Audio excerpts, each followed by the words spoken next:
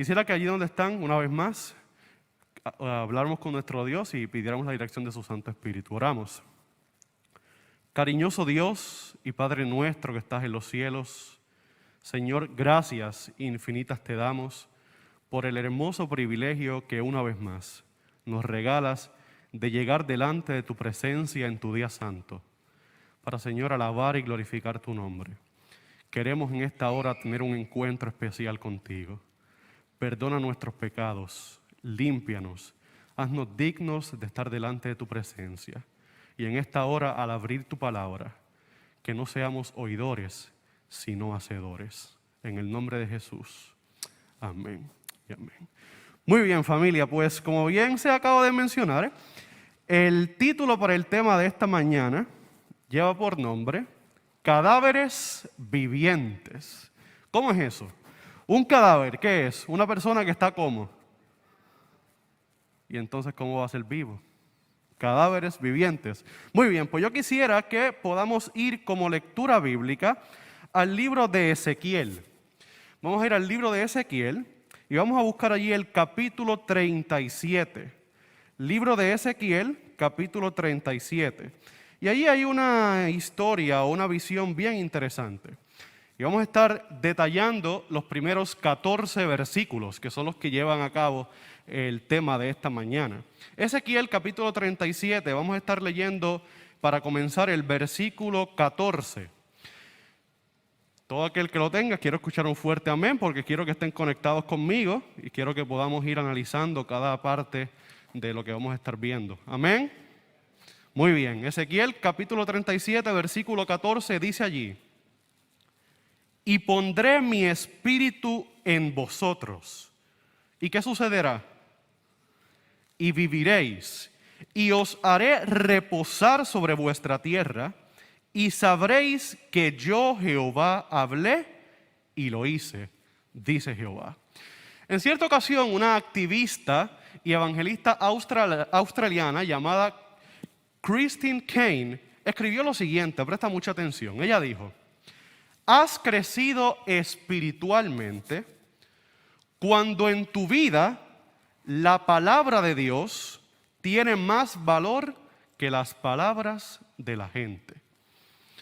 Habiendo dicho esto, yo te puedo decir que en base a esta frase nosotros pudiéramos analizar y pudiéramos poder llegar a ver que si en nuestra vida, en todo lo que nosotros hacemos, en todo lo que nosotros somos, con quien nosotros nos rodeamos, lo que hablamos, lo que escuchamos, nuestros ojos, nuestros oídos, en todo momento están atentos al ambiente del mundo, a lo que está pasando a mi alrededor, pero no en mi interior, definitivamente nosotros vamos en el camino a decrecer. ¿Y qué es decrecer? En vez de crecer, pues todo lo contrario. Vamos a ir disminuyendo en nuestro crecimiento, en nuestra relación con Jesús, hasta que finalmente lleguemos a una etapa culminante que ya pudiéramos decir que es el fin más triste de nuestra vida, hasta morir en nuestra relación con Jesús.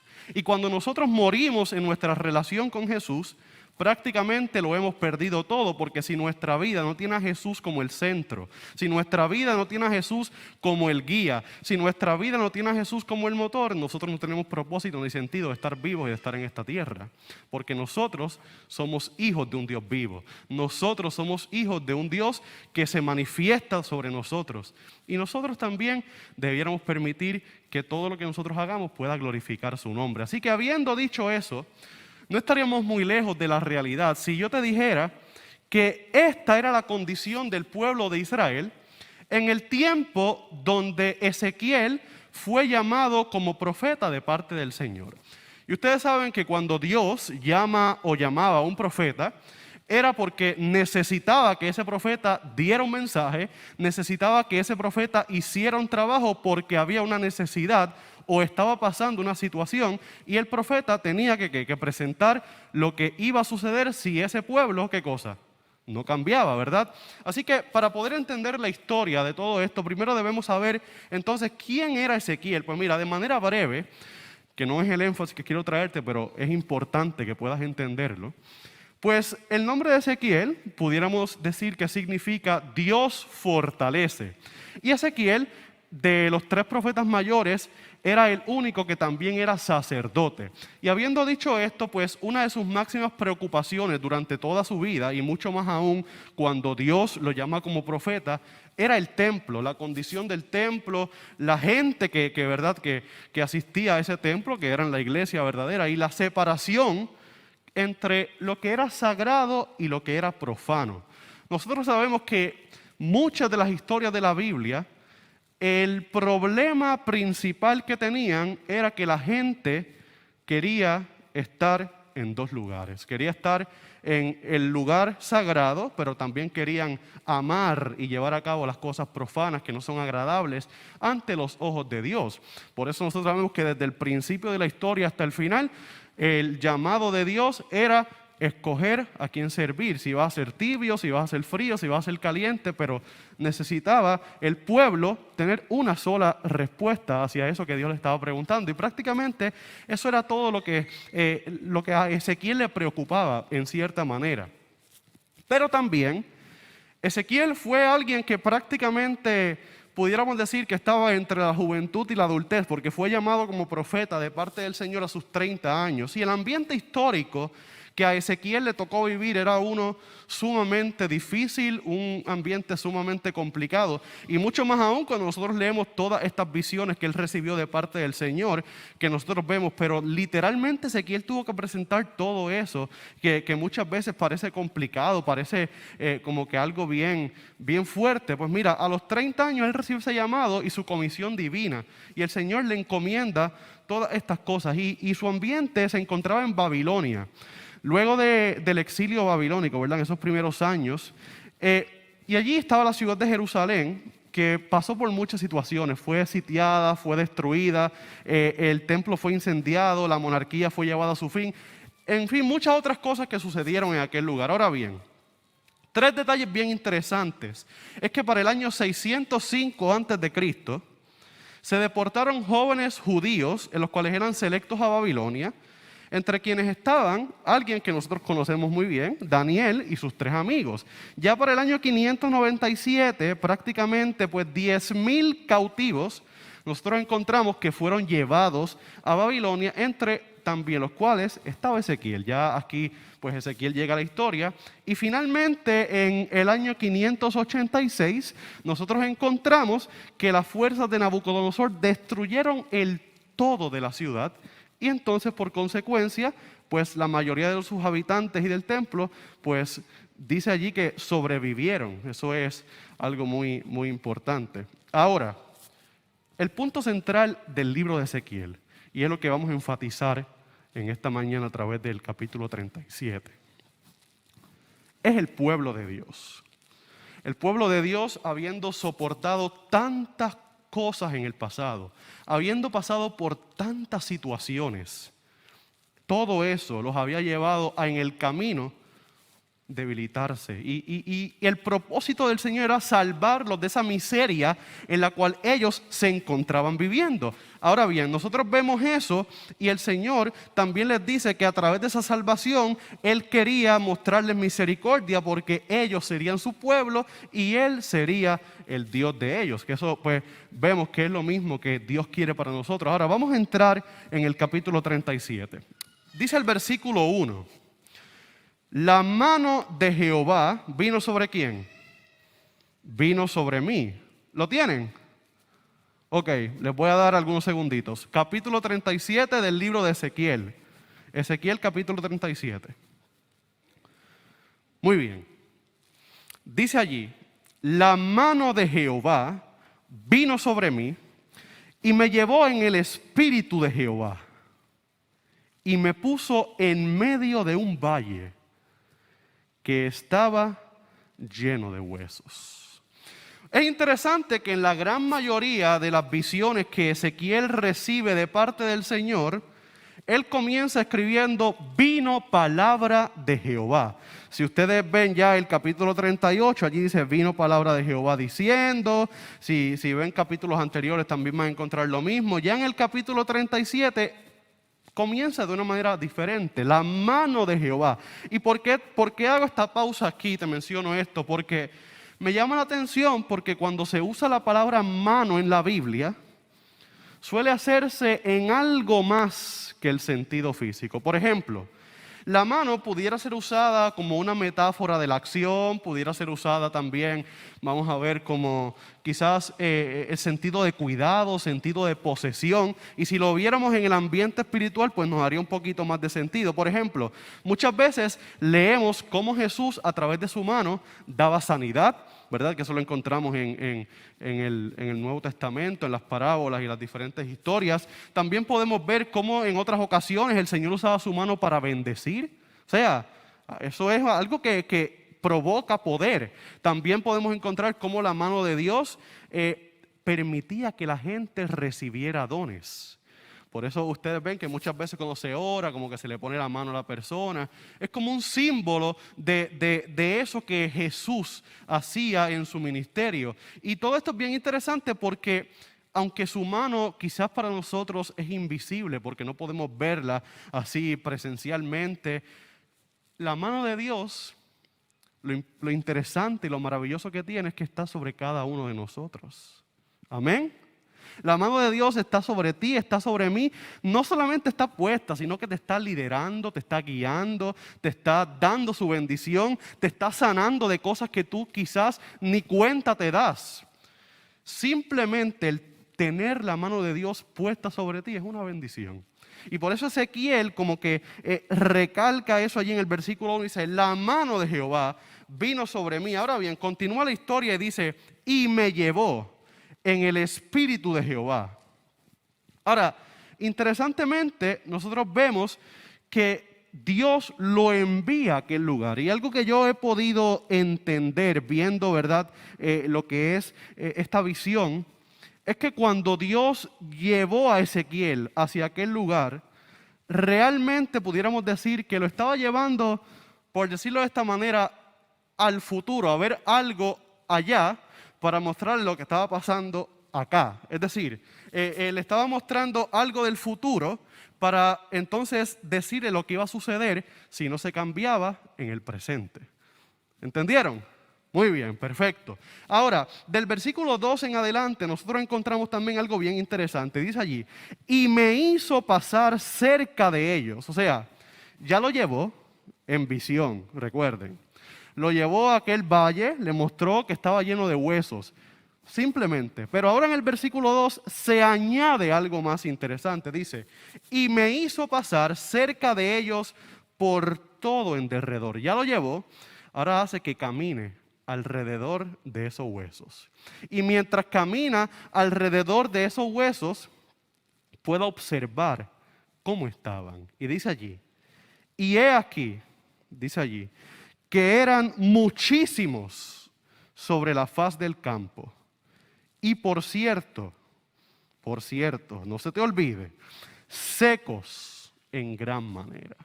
Interesante, ¿verdad? Y nosotros podemos encontrar también que muchas veces esta visión se utiliza para tratar de explicar lo que es la muerte y la resurrección, lo que Jesús va a estar haciendo, ¿verdad? Cuando regrese por segunda vez a buscar a su pueblo, que levante a las personas que han muerto selladas en Cristo para la resurrección. Pero realmente esto tiene algo más allá, que es verdaderamente el propósito de esta visión.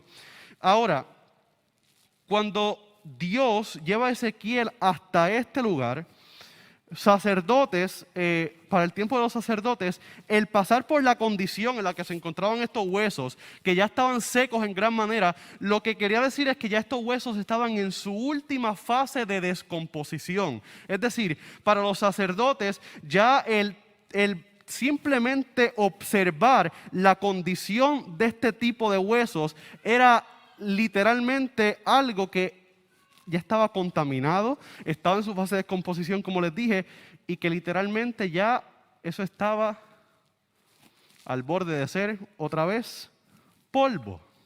Entonces, quizás aún sin tener un entendimiento claro, Ezequiel, porque simplemente le estaban mostrando eso y él, ok, llegué y estoy viendo. Pero aún así, como todo un profeta de parte del Señor, nosotros encontramos que él pues siguió haciendo caso y observando lo que Dios le estaba mostrando. Ahora, ya Dios le mostró, le dijo, ok, los viste. Ahora, yo te quiero hacer una pregunta. Tú como profeta de parte del Señor, escucha bien. Y me dijo, dice él, hijo de hombre, ¿vivirán estos huesos? Y dije, Señor Jehová, tú lo sabes. ¿Cómo Dios, siendo Dios, le va a estar preguntando a un profeta si esos huesos van a vivir? El Señor sabía la respuesta, ¿cierto o falso? Claro, pero entonces lo que Dios quería captar a través de Ezequiel era a ver si realmente él en cierta manera estaba comenzando a entender el significado de esto, si realmente tenía esa fe en Dios de lo que Dios quería mostrarle. ¿Por qué? Porque es como que yo sé la respuesta de algo, pero tú me preguntas a ver cuál es mi contestación. Y eso es prácticamente lo que muchas veces el Señor hace en nuestra vida. El Señor sabe lo que nos va a dar, el Señor sabe lo que nos conviene, el Señor sabe lo que queremos, pero Él muchas veces deja que nosotros le pidamos, deja que nosotros le preguntemos para que quizás pues ver la manera en la que nosotros lo hacemos y luego de eso pues entonces Él nos muestra algo mucho mejor y prácticamente pues en ese momento Dios le estaba dando esta orden a Ezequiel en el versículo 4 y dice, ok, está bien, pues como tú me estás diciendo Señor tú lo sabes, entonces que tú estás de acuerdo con mi respuesta. Ahora, como tú lo crees, como tú estás seguro de eso, me dijo entonces, profetiza sobre estos huesos. Es decir, habla sobre estos huesos, dale una orden a estos huesos. Literalmente, ¿eso hace sentido? Yo puedo ir donde unos huesos y hablarle, decirle, no, ¿verdad? Pero el Señor, como le estaba diciendo, mira, tú eres un profeta y tú estás creyendo lo que yo te estoy preguntando, pues ve entonces y profetiza sobre estos huesos y diles, huesos secos, oigan palabra de Jehová. Ahí está el detalle. Escucha bien, porque Ezequiel no solamente le dijo, hey, no, él le dijo, oigan palabra de quién. Entonces ahí yo encuentro otro detalle interesante. Y es que nosotros muchas veces no nos atrevemos a hacer algo, muchas veces nosotros no tenemos la valentía de hablar porque quizás se nos olvida de parte de quién vamos a hablar. Se nos olvida de parte de quién vamos a llevar a cabo una misión, de parte de quién vamos a llevar a cabo esa obra. Muchas veces el Señor nos tiene aquí, pero nosotros no hacemos nada porque se nos olvida quién nos ha puesto en ese lugar. Muchas veces el Señor quiere que nosotros hablemos sin temor, que hablemos sin miedo, pero no lo hacemos porque pensamos que lo vamos a hacer por nuestra cuenta. Pero Ezequiel, aún quizás sin entender, hizo caso porque les dijo, oigan palabra de Jehová, no palabra de Ezequiel. El Señor es quien les está hablando. Y dice allí, el versículo 5, así ha dicho Jehová el Señor a estos huesos. He aquí, yo hago entrar ¿qué cosa? Espíritu en vosotros. Y cuando eso suceda, ¿qué va a pasar? Y viviréis. Ahora bien, la primera vez, porque no fue una sola vez que Ezequiel profetizó sobre estos huesos. En esta primera ocasión le dice eso a los huesos. Y después en el versículo 6 le dice, y pondré tendones sobre vosotros, y haré subir sobre vosotros carne, y os cubriré de piel, y pondré en vosotros espíritu y viviréis, y sabréis que yo soy Jehová. Ese versículo 6, ¿a qué se les parece? Y pondré tendones sobre vosotros, cubriré de piel, y pondré en vosotros espíritu. ¿No les hace como que un poquito de referencia a Génesis capítulo 2? Cuando Dios está creando al hombre, ¿verdad? Y allí dice el versículo 7, entonces Jehová Dios formó al hombre. ¿De qué cosa? Del polvo de la tierra. ¿Qué más? Y sopló, ¿verdad? En su nariz, ¿qué cosa? Y fue el hombre que Quiere decir que realmente Dios estaba hablando sobre la vida que solamente Él puede dar. Por eso Ezequiel seguía recalcando que quien estaba hablando por medio de él era Dios. Pero nosotros vemos en los versículos 7 y 8 algo interesante.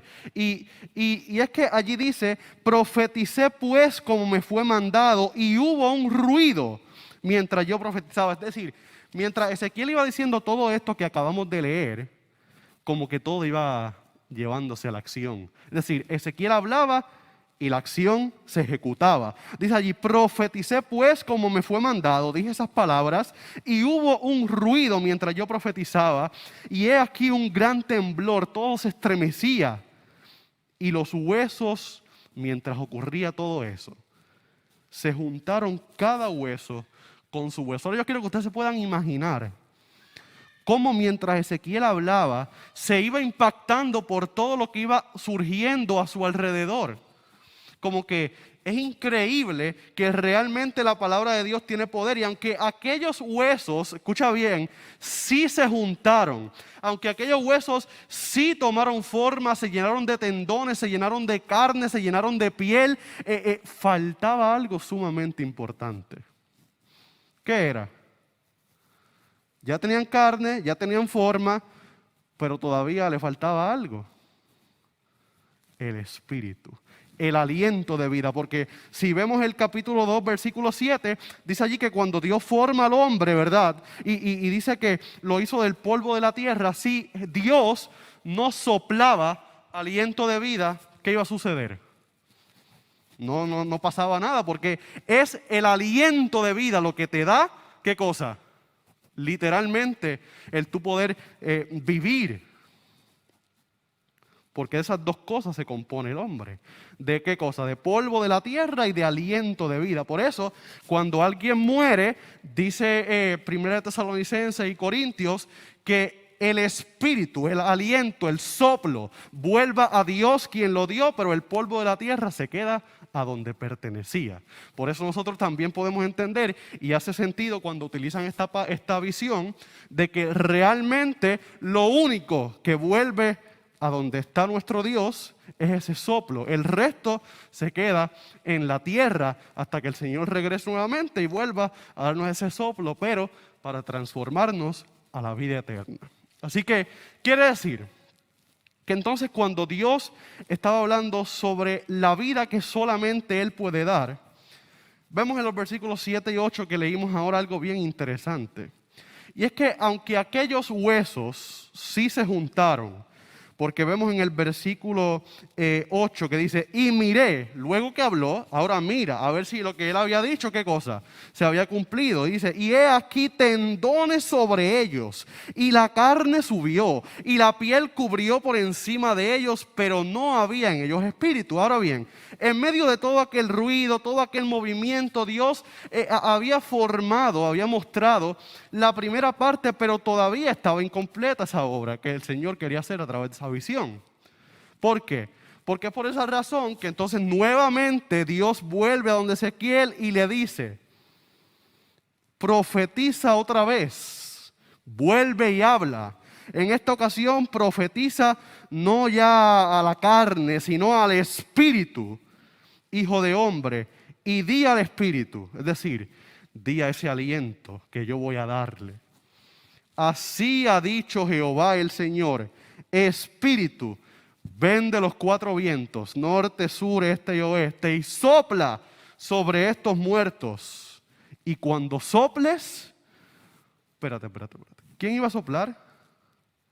Dice allí, espíritu, ven de los cuatro vientos y sopla sobre estos muertos. Era Jehová. Y dice, y vivirán.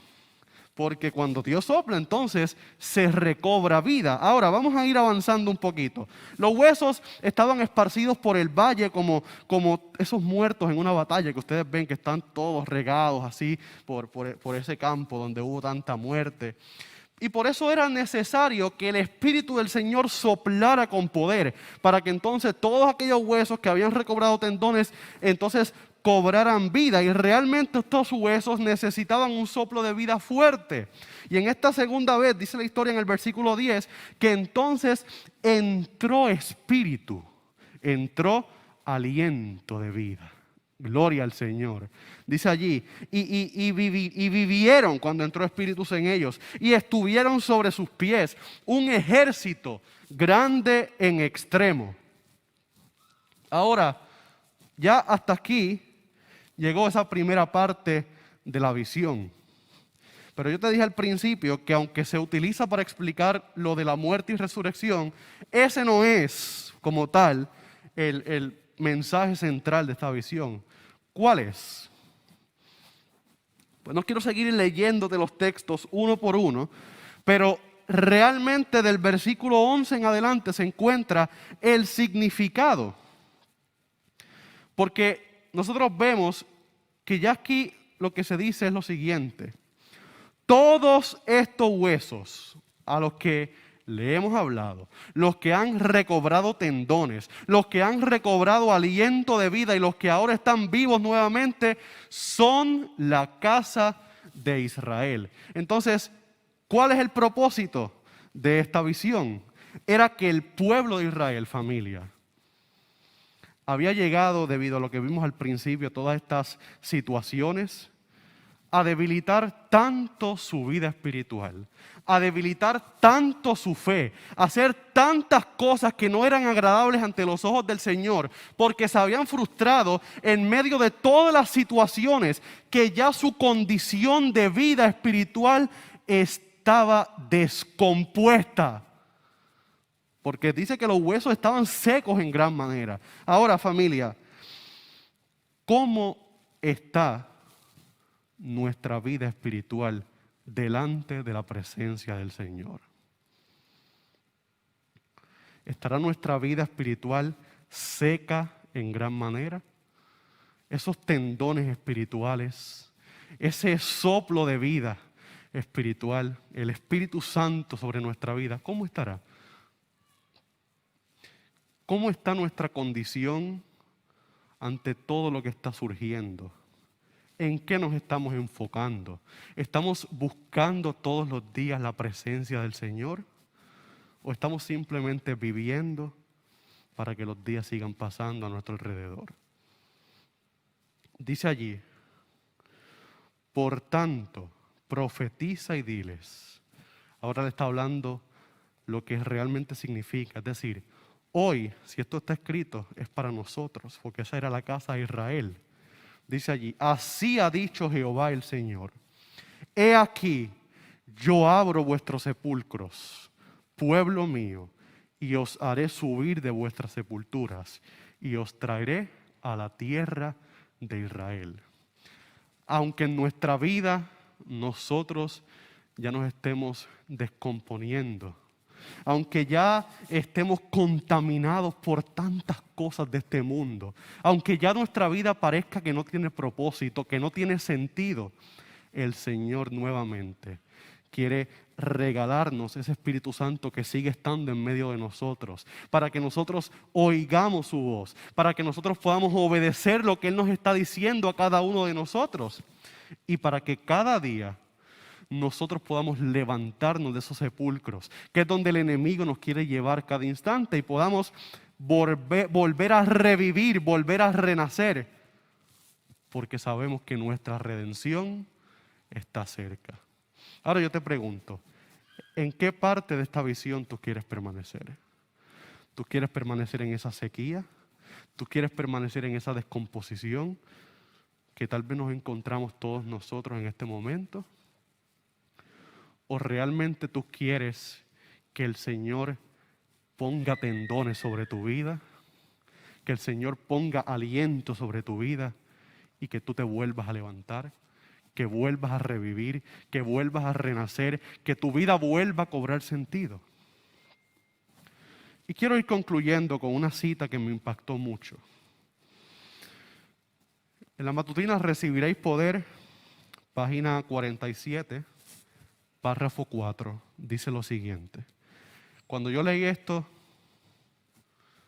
me impacté y tuve que detenerme y analizar un rato sobre mi condición.